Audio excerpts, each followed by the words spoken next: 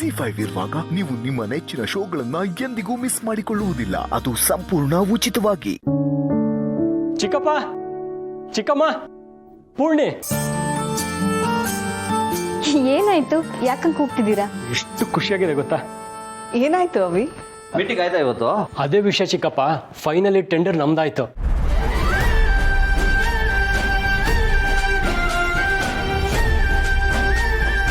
ಹೌದಾ? ಹಾಗಾದ್ರೆ ಸಮರ್ಥ ಅವ್ರು ಅಷ್ಟು ಚೆನ್ನಾಗಿ ರಿಪೋರ್ಟ್ ರೆಡಿ ಮಾಡಿದ್ರಾ? ಕೋರ್ಸ್ ಪೂರ್ಣಿ, ಆ ಪ್ರಾಜೆಕ್ಟ್ ನಮಗೆ ಸಿಕ್ಕಿದ್ದ ಸಮರ್ಥಿಂದ. ಅವನಿಗೆ ಎಷ್ಟು ಥ್ಯಾಂಕ್ಸ್ ಹೇಳಿದ್ರು ಸಾಲದು.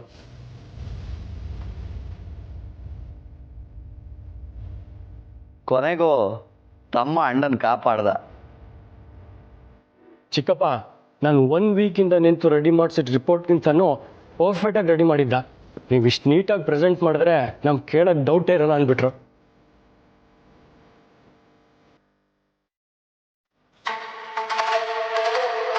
ಗ್ರೇಟ್ ರೀ. ಪಾಪ ಸಮರ್ಥ ಅವರು ರಾತ್ರಿ ಎಲ್ಲ ಕೂತು ಕೆಲಸ ಮಾಡಿದ್ದಕ್ಕೂ ಸಾರ್ಥಕ ಆಯ್ತು. ಸೀರಿಯಸ್ಲಿ, ನಿಮ್ಮ ಮಗ ಎಲ್ಲೋ ಇರಬೇಕಿತ್ತು. ಅವ್ನ ಟೈಮ್ ಸರಿ ಇಲ್ಲ ಅನ್ಸುತ್ತೆ. ಟೈಮ್ ಸರಿ ಇಲ್ಲ ಅಂದ್ರೆ ನೀನ್ ಸರಿ ಮಾಡೋ.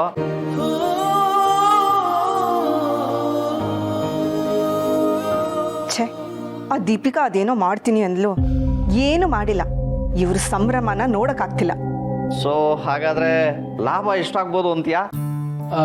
ಈಗಲೇ ಹೇಳೋದು ಕಷ್ಟ ಚಿಕ್ಕಪ್ಪ. ಅಪ್ರಾಕ್ಸಿಮೇಟ್ ಆಗಿ ಒಂದು 20-25 ಕೋಟಿ ಆಗ್ಬೋದು. ಹಾಗಾದ್ರೆ ರೀ, ಸಮರ್ಥ್ ಮತ್ತೆ ಅವ್ರ ಫ್ಯಾಮಿಲಿನ ನಾವು ಮನೆಗೆ ಕರೆಯೋಣವಾ? ಖಂಡಿತ, ಇವತ್ತೇ ಕರೆಯೋಣ. ನಿಮ್ಮ ಮಗ ತುಂಬ ಒಳ್ಳೆಯವನು, ನಿಮ್ಮ ಥರ ಅನ್ಸುತ್ತೆ.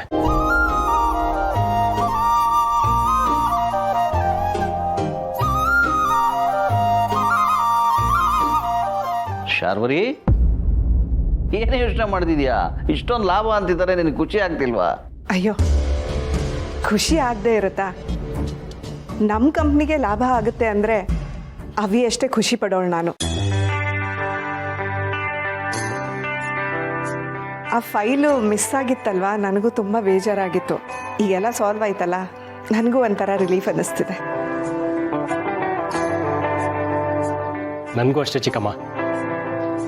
ಪೂರ್ಣಿ, ಇವತ್ತು ರಾತ್ರಿ ಊಟಕ್ಕೆ ರೆಡಿ ಮಾಡ್ಕೊಳ್ಳೋಣ? ಶೋರ್ ರೀ. ಅದಕ್ಕೆ ಒಳ್ಳೆ ಅಡುಗೆ ಮಾಡ್ಸೋಣ. ಹೌದು, ಇನ್ನೂ ಸಮರ್ಥ ಬಗ್ಗೆ ಹೇಳೋದು ಸುಮಾರಿದೆ. ಊಟ ಮಾಡುವಾಗ ರಾತ್ರಿ ಹೇಳ್ತೀನಿ.